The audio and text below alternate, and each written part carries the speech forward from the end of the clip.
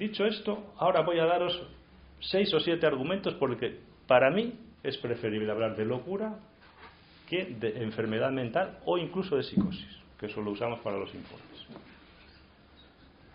¿Por qué me parece a mí que es más justo hablar de locura y de loco? Voy a daros 6 argumentos. 6 argumentos. En primer lugar, hablar de locura permite pensar que hay una hermandad del loco y el cuerdo. Que hay una hermandad, es decir, que no hay una separación taxativa, que no hay una oposición.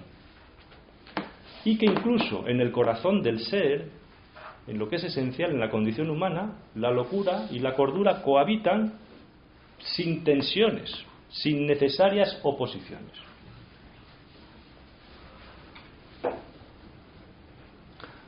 Recuerdo la frase que decía antes, de locos todos tenemos un poco, que es algo en lo que más o menos todos nos reconocemos. Segundo argumento.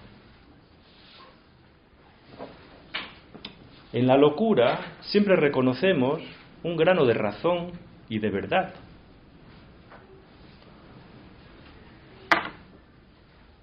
Es decir, que no hay locura sin razón, ni razón sin locura.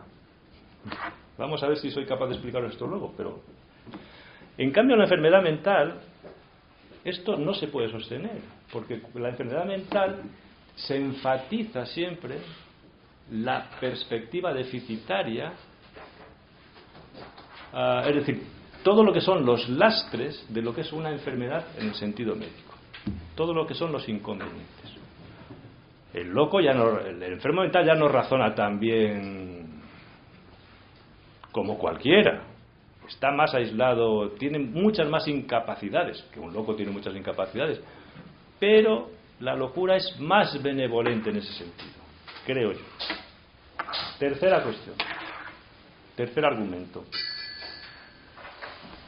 La locura es siempre parcial. La locura es siempre parcial, nunca consigue aplastar por completo al sujeto loco. Es decir, que no hay locura sin loco. La enfermedad mental no tiene nada que ver. La enfermedad mental es una cosa del cerebro que se pone en marcha y al pobre Jaimito que le tocó ya le ha jodido la vida. Y Jaimito no puede hacer nada más que bajar el pantalón para que le pongamos la inyección y a correr. Y asistir a las prácticas, a las cosas estas de automedicación y de todo este tipo de cosas. No decide nada, no pinta nada. Soporta, se puede decir, un destino trágico. Es mi punto de vista. Pero en cambio locura, no hay locura sin loco.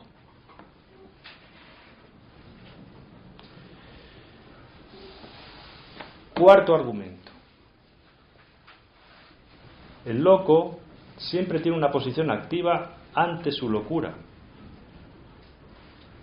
Y esa posición activa es una facultad que le permite decidir sobre su locura, sobre enloquecer o incluso no enloquecer. Hay siempre esa perspectiva.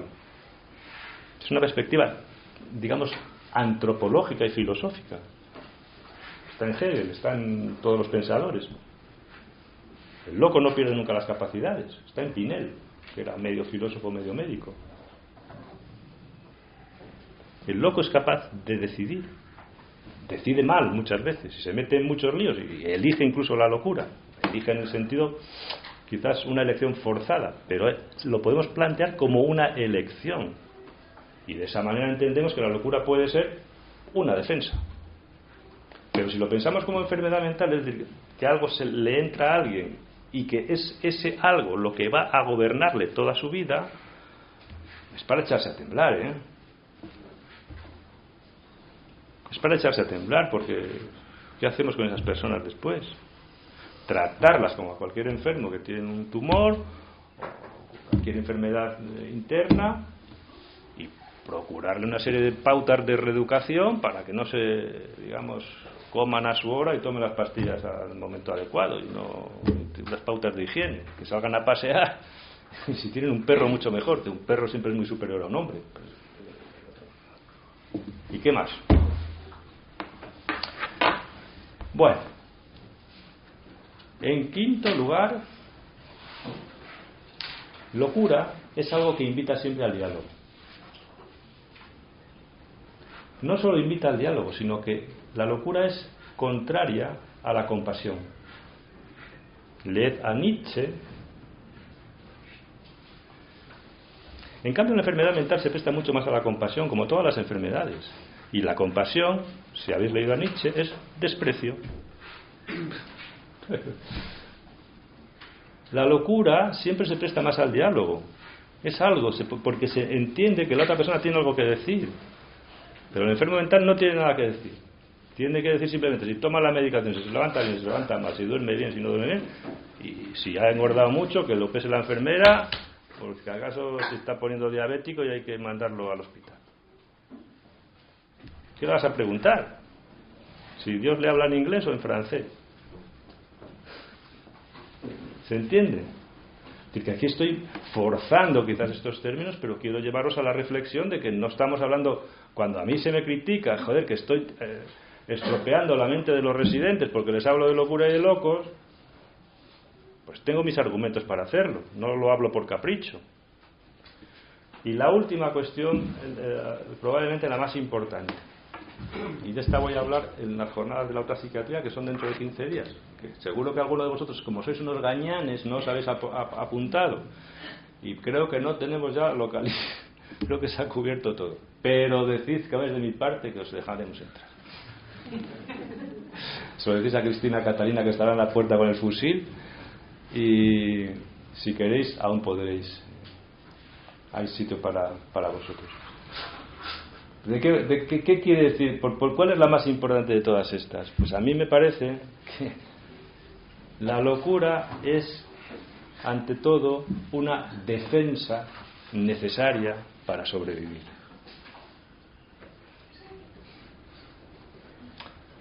No es una desgracia como la enfermedad, que es la desgracia que le cae a uno encima.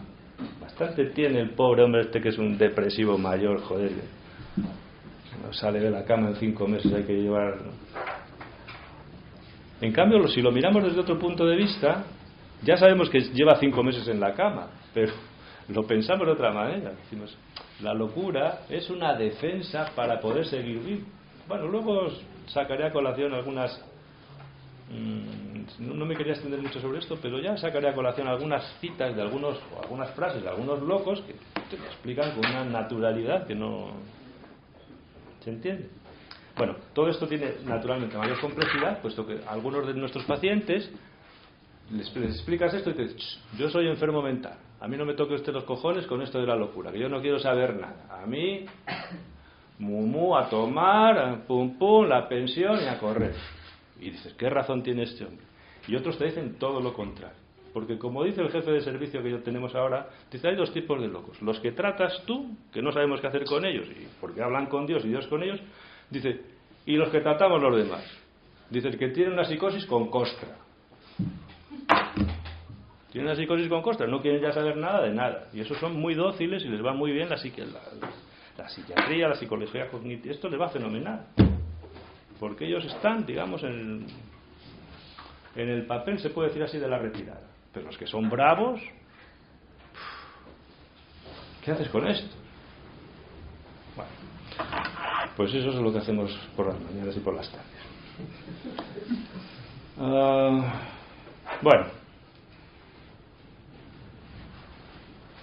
Bueno, entonces todo esto, como os decía antes, está pensado desde una perspectiva de lo que es la práctica institucional, naturalmente. Hace 200 años, cuando la gente, esta oposición de las corrientes tan importantes de las que yo hablaba antes, entre los somáticos y los psíquicos, los psicologicistas y los somaticistas, estaban tan enfrentados, pues en realidad las posiciones eran muy claras. Los somaticistas eran los que trabajaban en los manicomios, con excepción de Idelar, por ejemplo, y quizás de algún otro, y los psicologicistas eran catedráticos de psiquiatría y de teología y trabajaban en la universidad. Pero ahora estas posiciones las defendemos los que estamos a pie de obra. O sea que no es que estemos en la biblioteca leyendo a Kant en alemán. No es que estamos todo el día trabajando con este tipo de personas y defendemos este tipo de planteamientos. Que esto tiene que quedar claro.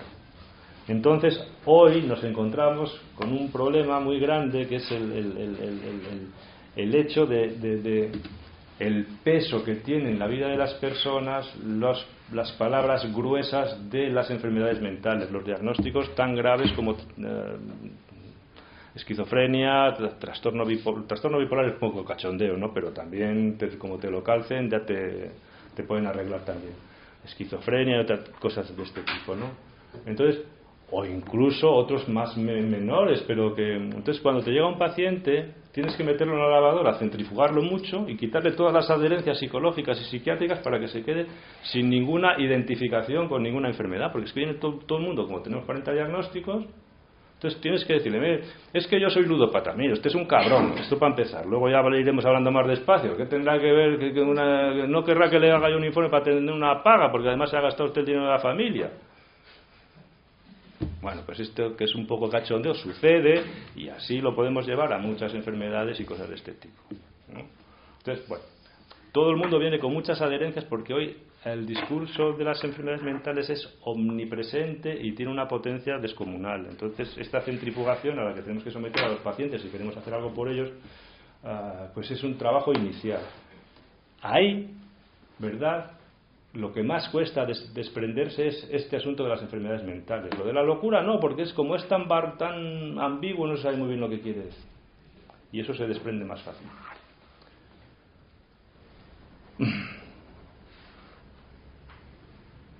Entonces, en ese sentido, el uso de la palabra locura, y con esto yo creo que es un poco la síntesis de lo anterior, yo creo que usarlo intencionadamente, como lo hacemos algunas personas, contribuye a mitigar, a rebajar el determinismo fatal que implica una enfermedad mental y desde luego rebaja considerablemente el tono grandilocuente de la retórica cientificista, que parece que coges una revista de estas te pones a leer y parece que eres químico en lugar de psicólogo clínico, médico, de no sé sabe qué, del alma. Es decir, que parece que estás ahí metido en una ciencia de no sé qué, que después es todo retórica, ¿no? Entonces, la palabra locura contribuye a rebajar un poco toda esa soberbia y superficialidad retórica que hay digamos que se ha extendido en todo este discurso.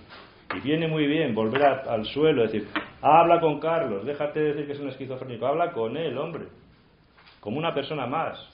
Ya sabemos que no es como una persona más, pero hace el esfuerzo de entender algo, o por lo menos que te vea. ¿Se entiende? Bueno, me he justificado suficientemente con la cuestión de la locura. Ahora os voy a explicar por qué normalizar. ¿Vale? Decir que una locura es normalizada es llevar la incoherencia hasta lo chocante, que es lo que nos interesa, por supuesto. Es, construir un oxímoron de los más potentes, pues tan potente como locura razonante o locura lúcida. Locura normal es un oxímoron potentísimo, porque es poner dos términos aparentemente antagónicos, articularlos, es decir, casarlos en una parte de su esencia. Es decir, forzar los términos de tal manera que hagamos pensar a las personas con las que nosotros hablamos o a las que nosotros enseñamos que a lo mejor la locura y la normalidad tienen más que ver de lo que parece, o que los locos no son todos estrafalarios. ¿De acuerdo? Esta es una de las usos, se puede decir así, de las justificaciones de por qué normalizar. La segunda cuestión más importante, que ya os la adelantaba antes, es porque muchos de los locos normalizados, en realidad, el semblante, la apariencia que tienen, es precisamente de gente hipernormal. Y tomad, por favor, como un rasgo de sospecha clínica cuando uno de vuestros pacientes se os presente siendo demasiado normal. Porque la excesiva normalidad, no lo digo yo, lo dicen toda la gente que ha estudiado este tipo si leemos a Tevelat, hace 180 años también te lo dice. La gente que se adhiere a las identificaciones o que se aliena a la excesiva normalidad es porque, pues como que el que se hace fanático de los Bossius Nois o del Real Madrid, no sé cómo se llama, o lo que sea. Es decir, son grupos extremados. Un hipernormal es un tío rarísimo, ¿no? Pero entre otras cosas, un hipernormal o un tío muy normal es alguien al que en general se le deja en paz. Y los locos, como no son bobos, por una parte pasan desapercibidos y por otra parte los dejamos en paz y no los metemos en la rueda de la salud mental y los dejamos tranquilos y no... ¿Se entiende? O sea que... Una amiga mía, no sé si la conocéis, pero es una conocedora muy de cerca de todos estos fenómenos, porque lleva toda la vida y ya ha hecho toda su carrera profesional en un manicomio. Chus Gómez se llama, trabaja en Orense, ha trabajado mucho tiempo en Toen, en el Hospital de Cabaleiro Goas, si conocéis un poco la historia de la psiquiatría española, y ahora una vez que lo cerraron, se ha trasladado a otro hospital, también de tipo manicomio, ¿no? Entonces esta mujer, cuando hizo la residencia, estuvo en el hospital Pere Mata, en Reus, y siempre había uno de los que estaba ahí que era muy raro, que no hablaba casi con nadie, pero coño se entendía, y hablaba con ella de vez en cuando. Y el último día cuando le dijo, por el nombre, dijo, mire, ya me voy, que he terminado la residencia, dice, ay, doctorina, dice, le voy a decir una cosa yo, muy interesante, dice, es que, dice, usted se habrá dado cuenta que yo soy una persona normal, ¿verdad? Dice, completamente. Dice, claro, dice, porque a nadie le he hablado del Zeppelin que hay allá arriba que me está vigilando. Dice, yo tengo que pasar desapercibido. Bueno, pues en su tremenda locura había optado por pasar desapercibido del ojo del otro que todo lo ve. Una persona sin estar tan loca, pero que ya, digamos, vibra un poquito, y ella sabe que vibra un poquito, qué mejor defensa que pasar desapercibida, especialmente para que no lo lleven al centro de salud mental y lo empecemos ya a arreglar. ¿De acuerdo? Esa es la justificación entonces del uso del término normal, locura normal. ¿Vale? Muy bien. Ahora vamos a dar otro pasito más. Tranquilos porque tenemos muchas cosas que hablar.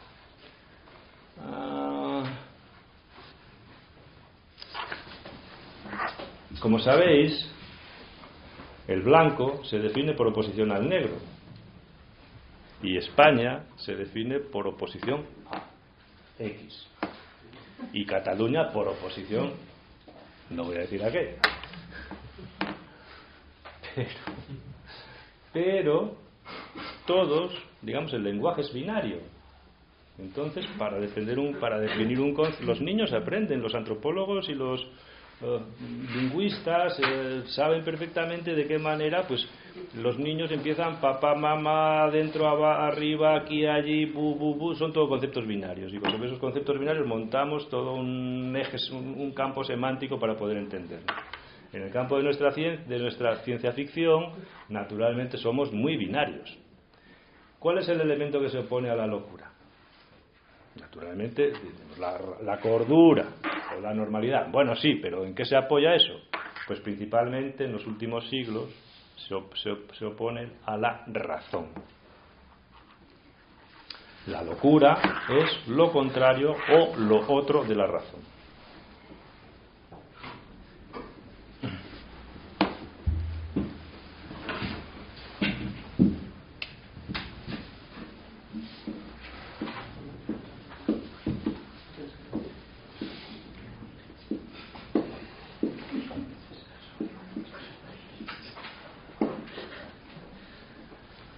Bueno, es uno de los binarios típicos, ¿no? Si leemos, por ejemplo, la enciclopedia de Diderot, ¿no? Cuando hablan de la locura, ya hablan de que lo opuesto a la razón es la locura, lo dice así directamente el autor de esa entrada. Dice, por ejemplo,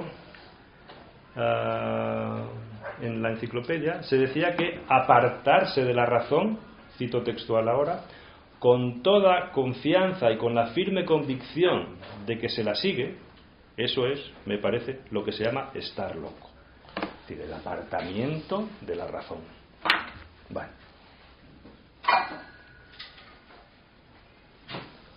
Joseph Daquin, que escribió un libro a finales de 1791, lo llamó, era un médico que empezaba a escribir sobre estas cosas, el libro se llama La filosofía de la locura.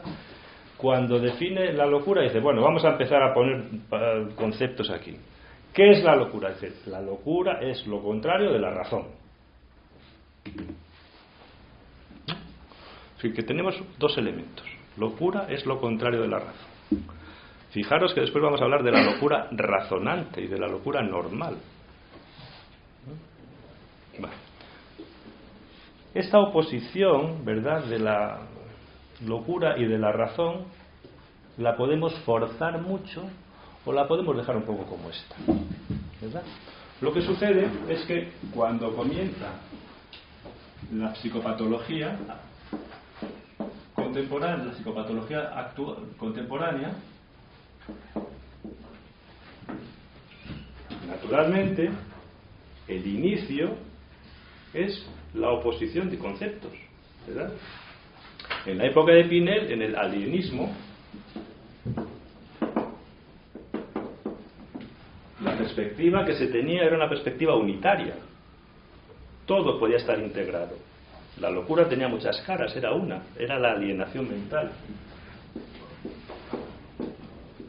Pero claro, esto duró lo que duró, porque inmediatamente los que se dedicaban a estas cosas, que eran médicos, venían de una formación en semiología, donde para ellos lo fundamental era la distinción de los matices. ¿Se entiende? E inmediatamente se pasa de lo uno a lo múltiple. Es decir, no de la alienación, sino a las enfermedades mentales. ¿Claro? Pero ¿cómo podemos inventar las enfermedades mentales? Esta es la cuestión. Pues solo hay un camino. El camino es el de establecer diferencias, ¿no? Y para establecer diferencias, ¿qué hay que hacer? Hacer semiología clínica, es decir, coger los detalles, analizarlos y oponerlos unos a otros. ¿Se entiende? Como sabéis, en la época de Esquirol, en la época de Pinel, la alucinación, los alucinados eran visionarios. Ni siquiera se les suponía que oían cosas. Ya al final de la obra de Esquirol ya da cuenta de que algunos oyen cosas, ¿no? Perfecto. Pero con una palabra se nombraba todo el fenómeno de las alucinaciones, visionario. La siguiente generación, Bayardier y otra serie de autores, en ese concepto de visionarios ven 1000 cosas, porque han aplicado una lente potentísima con vistas a diferenciar lo que hay ahí, y lo que ven es que principalmente las alucinaciones no son de la vista, sino que son del oído, y que dentro de las alucinaciones auditivas o verbales hay de dos tipos fundamentales: las sensoriales y las psíquicas. Entonces empiezan a hacer divisiones. Todas esas divisiones, que son la obra de lo que es la semiología clínica, ¿verdad?, naturalmente permite que existan diferencias y que podamos pensar en enfermedades mentales distintas. La locura desaparece, se transforma en enfermedades distintas. ¿De acuerdo?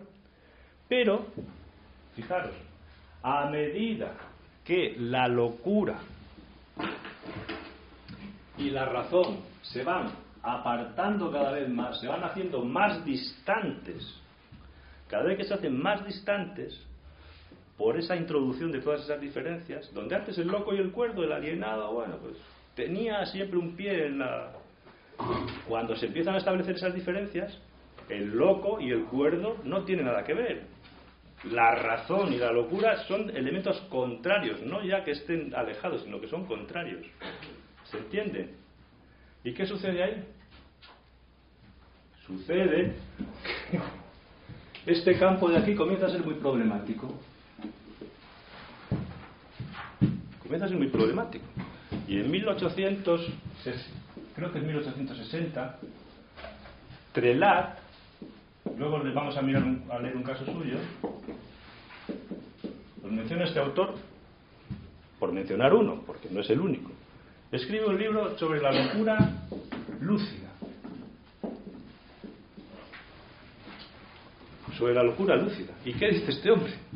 Pues hombre, que igual la separación que se ha establecido entre la razón y la locura igual no está en una separación tan radical, que igual están un poquito más juntas las cosas, que oponer la locura a la razón y a la lucidez, pues sí, pero igual no. Fijaros lo que dice, voy a leeros, porque las dos tendencias, hay una tendencia, por así decir, mayoritaria, que es la de establecer diferencias, es decir, crear categorías aparte. Es decir, oponer frontalmente la razón y la locura. Y existe otra tendencia marginal, pero que está desde el principio, que es, bueno, que esas diferencias son un poco forzadas. Por ejemplo, voy a leeros dos frases de dos autores contemporáneos, de más o menos 1850. Una es de Baillardier, que es uno de los grandes pensadores de la psicopatología de esa época. Jules Baillardier dice, a propósito del concepto monomanía, que es locura parcial, dice, referido a las monomanías, dice, interesa en un grado supremo a los filósofos. Fijaos que un médico tiene que decir que ese concepto de monomanía le interesa en un grado supremo a los filósofos. Dice, en efecto, dice, ¿qué puede haber más digno de meditación que esa singular alianza de la razón y la locura, que constituye el carácter principal de la monomanía? Es decir, que en un principio, para crear el campo, la locura y la razón se oponen. Pero bueno, todo eso va cogiendo cuerpo y se va creando la locura maníaco-depresiva, todo este tipo de historias. Pero claro, visto los casos un poquito que no estaban tan locos, dice, uy, pero si esto a lo mejor no está tan separado.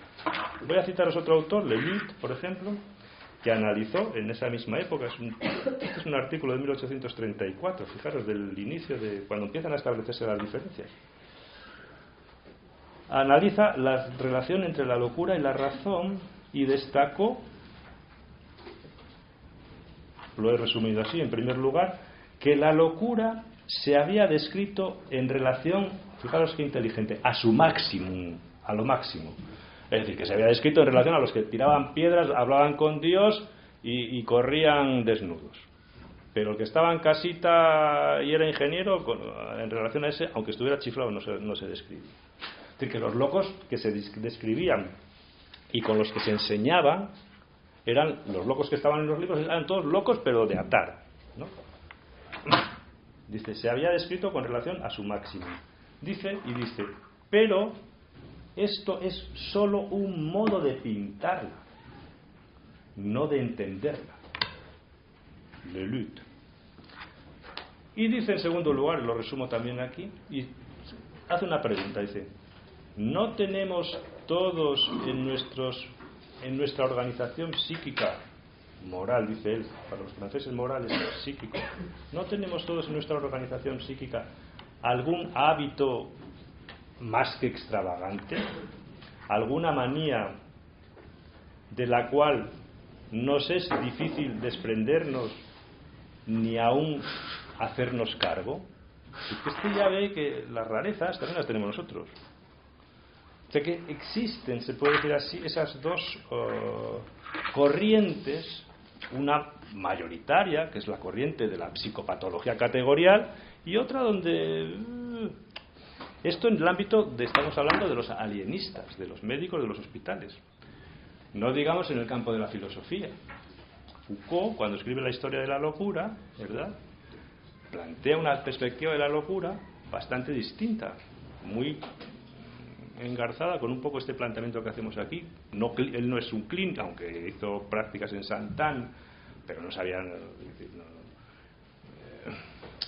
Pero él ve que la relación de la locura y la razón están completamente articuladas, que no se pueden separar, e incluso plantea que la locura fecunda o potencia la razón, ¿no? Eso es un pensamiento, por otra parte, es una fuerza potenciadora de la razón. Es un pensamiento, por otra parte, muy nietzscheano, porque Nietzsche, si habéis leído Ecce Homo, que espero que lo hayáis leído, que es el libro que escribe cuando le da un subidón de locura total, en un momento determinado dice: la enfermedad, es decir, la locura, dice, es lo que me llevó a la razón. Esto se lo dices a que pues mandó el escrito este al gerente y le da un pampurrio que, vamos, lo tenemos que ingresar con camisa de fuerza, el pobre. La enfermedad, la locura, es lo que me llevó a la razón. O sea, puede decir, bueno, Nietzsche estaba loco. ¿Qué? Pero, ¿qué quiere decir? ¿Que porque esté loco no sabe lo que dice? Igual sabe lo que dice, ¿no? O sea, fijaros aquí entonces cómo locura y razón están muy unidas. Para un sector, eso sí, minoritario. ¿De acuerdo?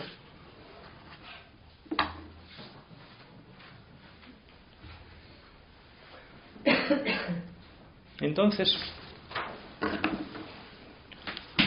había hecho aquí un esquema, estas dos corrientes, ¿no?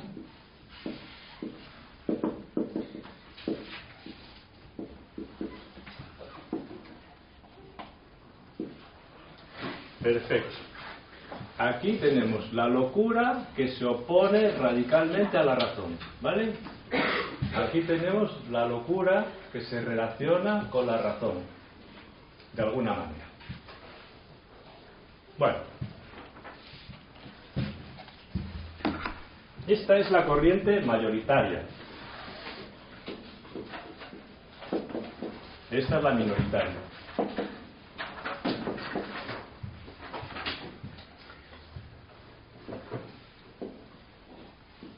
Esta es la corriente, naturalmente, la de la oposición, en la que surgen los grandes semiólogos. Es decir, donde vamos a meter pues a Baillargeau, donde vamos a meter a Seglas, a Clérambault, a Kraepelin, a Neisser, a los grandes, digamos, los que dieron los detalles, ¿no?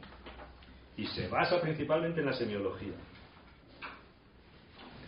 Es una perspectiva categorial. Categorías clínicas, que lo podemos ver como estructuras clínicas o como enfermedades mentales independientes. De aquí surge toda esta perspectiva. Las diferencias llaman a construcción. Esto es la paranoia, esto es la parafrenesis sistemática, esta es la demencia precoz grave, esta es la demencia precoz leve, tal, todo este tipo de cosas. Surgen de esta corriente, de la oposición, de este tipo de oposiciones, ¿no? Porque aquí lo que importa, en la semiología, es buscar las diferencias. Neurosis se opone a psicosis. Histeria se opone a obsesión. Paranoia se opone a esquizofrenia. Todos estos binarismos, ¿no? ¿Vale? En este lado, ¿qué tenemos? Aquí, en lugar de buscar las diferencias, lo que buscan es la unidad. Es decir, no es una semiología. Más bien buscan lo que es común, lo que vale para todos. ¿De acuerdo? Bueno, ¿cómo se ha construido desde el punto de vista de la construcción del saber? ¿Cómo se han construido estos dos de estas dos ramas. Esta se construye a través de binarios.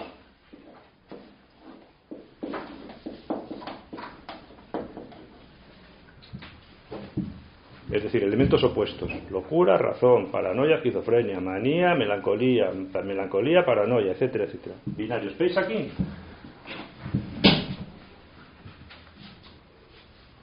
Y esta no se construye con binarios, se construye por darle un nombre, que ya os he anticipado antes. Yo lo llamaría oxímoron.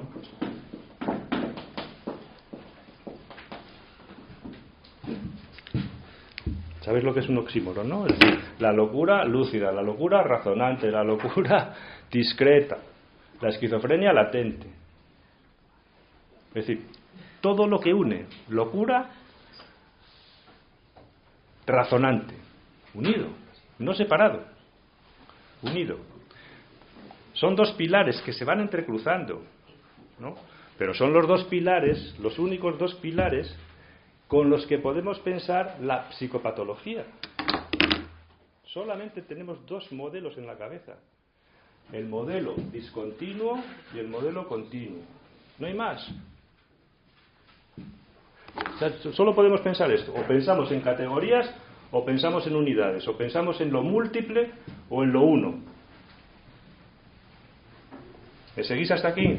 Si se entiende esto, podéis desprenderos un poquito de toda la metralla que os meten en la formación y decir, bueno, esto son construcciones. Pues la construcción, tal como se ha construido, es más o menos así, ¿no? Entonces,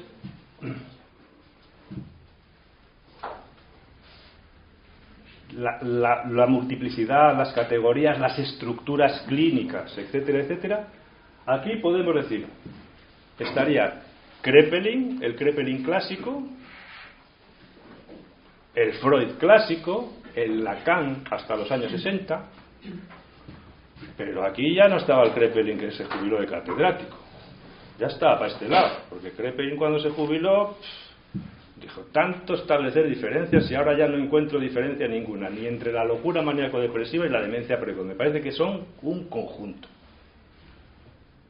Lacan, todas las estructuras clínicas las metemos aquí, pero el Lacan de los nudos de los años 70 está aquí. Entonces, es normal, porque al principio nosotros para construir todo un campo de conocimiento necesitamos las oposiciones, pero una vez que ya tenemos ese campo ya no nos interesa.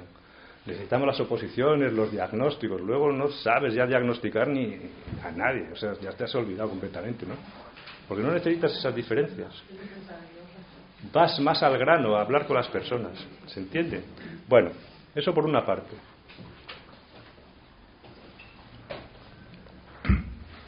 Por supuesto que estos dos modelos, estas dos formas de pensar,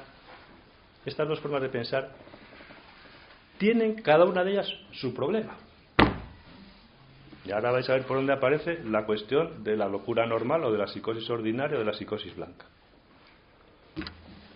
¿Qué problema tienes? Bueno, cuando extremamos los contrastes, los locos y los cuerdos se alejan cada vez más. Pero, como los contrastes se basaban en la aplicación de las diferencias de la semiología clínica, surgían mediante el análisis y la observación, las formas menores y discretas de la locura aparecían también. Es decir que opones la locura a la razón y las pones en habitaciones distintas. Pero claro, hay muchos casos que no puedes meter ahí. Metes a los grandes locos y a los normales más normales. Y a los demás. O sea que el problema de las categorías es que te queda un espacio intermedio. Te queda aquí siempre un espacio intermedio. Siempre tienes un espacio intermedio. ¿Cuál es el espacio intermedio? Pues Trelat, de este autor que os hablaba antes, dice, yo voy a escribir un libro sobre los semilocos. con 2 cojones.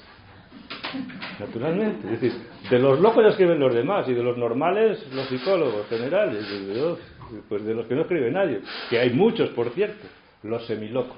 Entonces escribe un libro, ahora vamos a ver un caso de Trelá, que escribe sobre los tíos que están locos pero parecen normales. O como lo decía José María Esquerdo, que era un alienista de Madrid, dice, los locos que no lo parecen. Es decir, que aquí nos encontramos por el lado de las categorías siempre en un espacio intermedio que tenemos que rellenar. ¿Con qué rellenamos ese espacio intermedio? Pues lo rellenamos. Vamos a ver, ¿con qué rellenamos ese espacio intermedio? Perfecto. Tenemos varias opciones, ¿eh? Y de hecho es así como sea este espacio intermedio. ¿Con qué lo rellenamos? Dicen unos, aquí tenemos la razón, o la normalidad, o la realidad, y aquí tenemos la locura o la enfermedad. Y en medio de esto, pregunta, ¿qué hacemos? Una categoría nueva, la semilocura. Es una categoría un poco mala porque semilocura. Pero otro dice, borderline, trastorno límite. O sea, mira, y ya lo rellenamos todo. Es decir, metemos una categoría nueva, una tercera categoría. Es una solución, ¿no? Otra solución, porque hay varias soluciones. Otra solución, corremos la frontera. Decimos, esto todo es una bobada. Nada, arreglado, nada. La locura la ponemos hasta aquí y la normalidad dejamos un cachito, oye, porque existe alguien. Y le llamamos psicosis ordinaria. Arreglado. Corres la frontera y extiendes el campo de la psicosis hasta límites muy lejanos. Por ejemplo, que antes se llamaban histeria o neurosis obsesiva, pero ahora, digamos, corres la frontera. Luego la tendrán que correr para este lado, a veces, porque esto es un movimiento continuo. Entonces, ¿a dónde voy con todo este asunto? Digo, cada modelo tiene su problema y cada problema tiene su intento de solución. Fijaros que el intento de solución del problema de lo discontinuo es aplicar un modelo continuo. ¿Me seguís? Cuando ya, digamos, te queda el espacio intermedio, una de las soluciones es o creas otra categoría intermedia o pasas a un modelo continuo. Psicosis ordinaria. Todos locos. Trastorno bipolar. ¿Se entiende? Pero ¿y cuál es el problema de estos? De los continuistas, ¿no? Pues que al final pero este tiene un trastorno de personalidad. Mira, déjate de bobadas, joder, ¿está loco o no está loco? Es decir, que ya le vas a pasar la cuadratura de los binarios otra vez. Entonces, la corrección del modelo continuista es siempre aplicar un modelo digamos, discontinuo.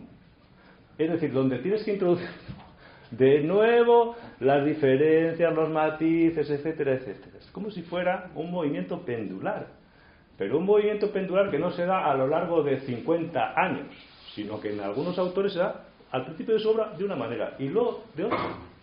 En Lacan, por ejemplo, es evidente. Es decir, que son modelos. ¿Qué solución vemos para esto? Bueno, pues aquí hay...